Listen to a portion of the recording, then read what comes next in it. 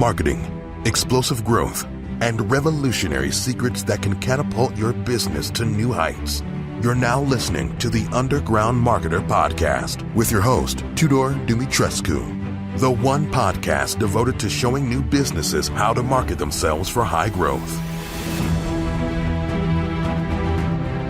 Welcome to the Underground Marketer. This is the place where we deliver the real truth about marketing and explore big ideas that can help new businesses thrive and grow into big ones. I'm your host Tudor, and today I want to address a topic that one of the listeners has sent me. Basically, he was asking, what are the best markets to get into? If you want to sell products or services, what are the best markets to get into? And the answer to that is that the best markets are markets where people have something that's driving them to make a purchase. And usually this something is something that's stronger than just the desire for gain.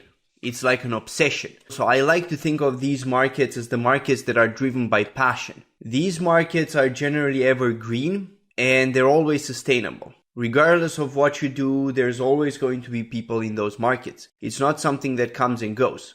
It's there to stay. Apart from the markets that are driven by passion, and we're going to cover these in a bit more detail, there are also the markets that are driven by the fundamental human needs, like health, the desire for belonging or for love. That's the second one. And the third one is the desire for power or for money, which is really sort of the same thing, ultimately. So these two categories of markets driven by passion and then markets that are driven by one of the three fundamental human desires. They're evergreen. They're always going to be there. People are going to be willing to pay top dollar in those markets for whatever is on offer.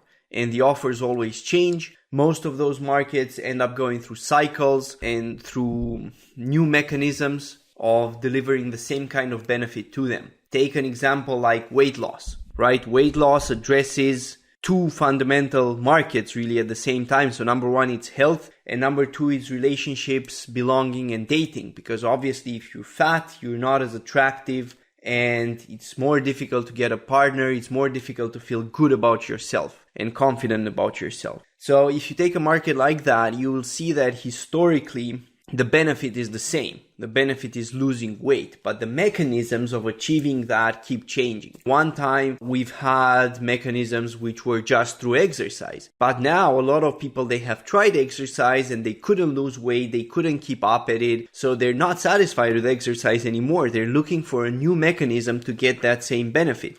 That's how pills came along or surgery came along and all the other mechanisms that we have for actually losing weight.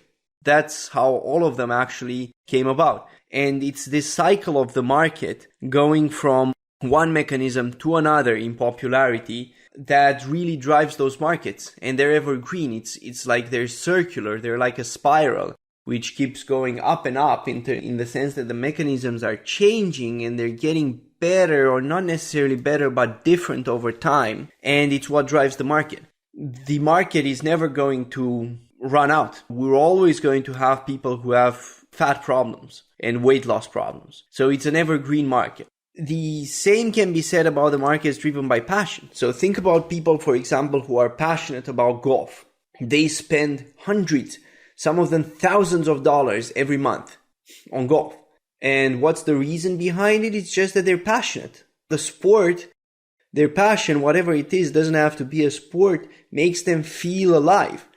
It gives them a meaning in life that they wouldn't have without it. And that's so precious to them that people spend hundreds of dollars to them. So when I advise people who are looking for markets, I always say start by looking either for passions or around markets that are involved with these three essential needs of human beings that we discussed. And you can look into submarkets. For example, if you pick something like golf, there's a submarket for people who want to improve their swing, right? To improve their points in golf. So that's one submarket. There's a submarket for other people who maybe want easier transportation on the golf course or who want to stand out to other people on the golf course. All these are possibilities, and it's your job really to figure them out and to figure out where you fit in. Normally what I advise people is to look for stuff that's hot in that market. What's already selling? Maybe you find that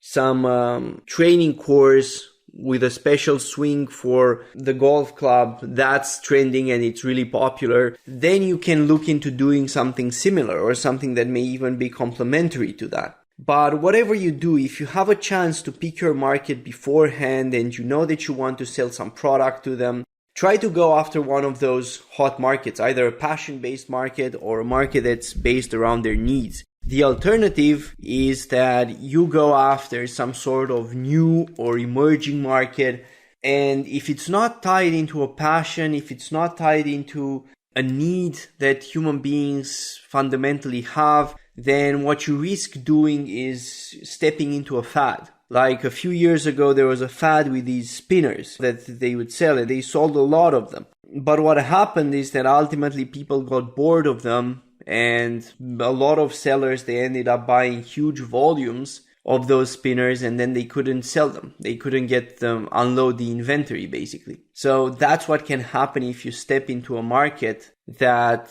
doesn't have the potential to be evergreen and to sustain you in actually growing a business. Because, and this is another mindset shift that's supremely important and a lot of people don't understand it. You have to position yourself in a market that actually enables you to build a business rather than make a sale. Too many people, they just want to make a sale, and in their effort at making a sale, they do whatever is going to get them a sale the quickest. But of course, often that's not actually what's going to help you build a business in the long run. And what happens is that you make a sale or a bunch today, and then tomorrow you find out that you actually have no business and you have to put in more and more work to get more sales, right? That's not ideal. The ideal is that you start making sales, and there comes a point where those sales come to you by themselves, right? You don't have to push anymore, and you don't have to work super hard anymore to make those extra sales. And that's the ideal. Some people also prefer to go into innovation-based markets. New gadgets, cool things. Those markets are high risk. Sure, the potential reward is also high, but they're very high risk. I mean, think about companies like Segway. If you remember the Segway device, right? Where it's two wheels and you sit on them and they move you about, right? That company, they failed. And they failed after having invested millions upon millions of dollars because it turned out that people were not interested in that cool gadget. And they didn't really find a use for it where it actually made sense for them to pay the kind of money that device cost, right? So that's the problem with the other kind of markets, with the innovation-based ones. You're very likely to fall into a situation where there's no market for what you have. And there can be a couple of reasons for that. It's not necessarily because what you have sucks and it's useless to people. It could be useful to people. It's just that the economics may not work out, which is what's frequently the case, right? So what you have may be useful to people, but if it costs them $2,000, $3,000, at that price point, it's not sufficiently useful to deserve it, right? So then you don't really have a business again. So the safest way to sidestep those problems is to actually look for those markets that are evergreen. And the best thing that I always advise people, if you have a passion, and if you're passionate about, say, golf, or you're passionate about tennis, or you're passionate about dating, or whatever it is that you're passionate about, try to go into a market that's at least related to that market. Because number one, you're going to understand it better from the get-go. You won't need to spend hours upon hours researching and figuring out the market and speaking with people and going through all that hassle and process, right? You're going to be able to go straight into it and know what people want already pretty much because you're one of them. And that's a huge advantage. Not many people realize how big that advantage is, but it actually takes a tremendous amount of work in terms of research, in terms of thinking about what your customers may want, in terms of actually speaking with those customers and getting them to say that that's what they actually want. It takes a tremendous amount of time, effort, and money to do that kind of research. And if you can jump into a market that you already know, you're extremely passionate about yourself, then it's going to make that much easier. You already know what the people are like. They're like you, right? They have the similar desires to what you already have. And if you're building a product that's going to satisfy your needs and you're part of that market and you've tried to buy something, for example, from that market and you couldn't find it, then there's a very high probability that there are other people like you with a similar problem and you can sell to them. And that's ideal. If you can do that, then you're virtually guaranteed to have a market. I say virtually guaranteed because there is still a small chance that you have some weird passion within that market that very few other people share, but this is more rare, right? This isn't as frequent.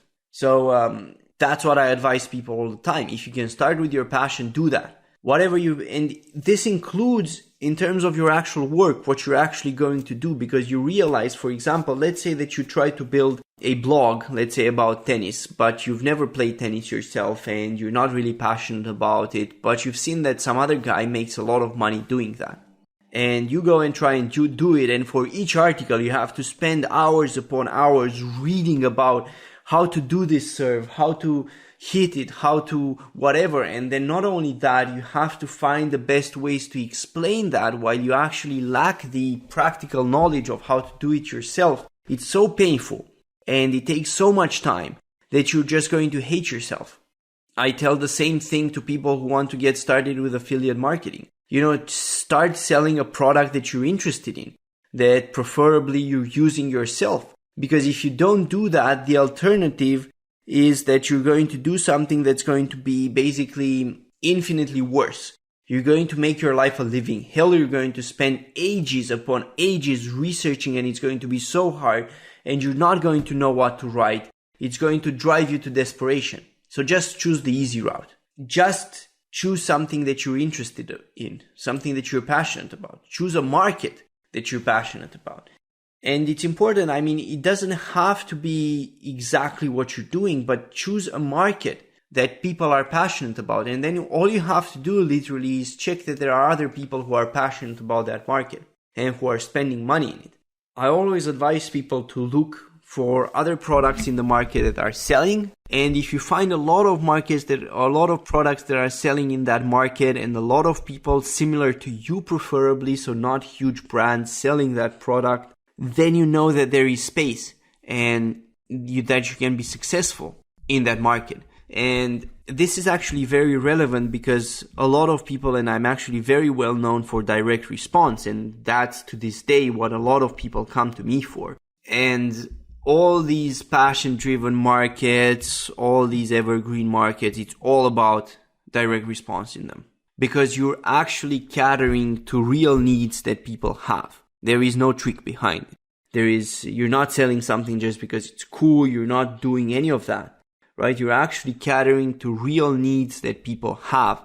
And that's what makes it so powerful. And that's why direct response is pretty much the main way of selling to these markets. If you look at the health and wellness market, if you look at the money market, the financial market, if you look at the dating and relationships market, pretty much everything that you see copy-wise is going to be some form of direct response where they show you a new way or a new mechanism that bypasses all the difficulties of the other methods and mechanisms and so on and gets you a result. That's how pretty much every single brand starts and grows big in those areas. If you take any fitness brand out there, any brand that's selling a product in one of those markets, you will see that they built the brand around the unique mechanism, how their product is actually different and delivers the benefits to that market without the same shortcomings as other markets may have. You can call this a relative value difference. They're providing additional value to the market, however you want to call it. The point is that they're marketing something that at least is marketed as being different than what's already out there. And that's what's making people buy it, and they're selling it to evergreen markets. People who have real needs, they're always going to have those needs. People are always going to need good health. They're always going to need relationships. They're always going to need money. And they're always going to have passions. Things that they just want to spend money because they enjoy doing them so much. Stuff like golf, playing tennis, kayaking, mountain climbing, rock climbing, whatever it is. That's basically the advice I have for those of you who are looking for markets to go into. Don't waste your time trying to invent something new and go into and basically open up an entire blue ocean.